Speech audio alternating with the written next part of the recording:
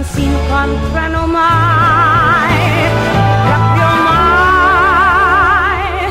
Non hai mai pensato la tristezza che dà anche a noi due, anche a noi due.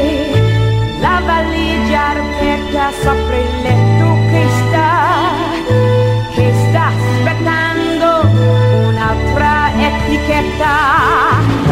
E facciamo noi che stiamo ad aspettare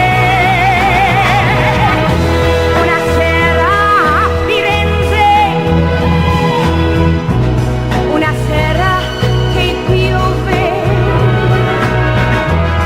ci troviamo abbracciati. Lo sapevi anche tu?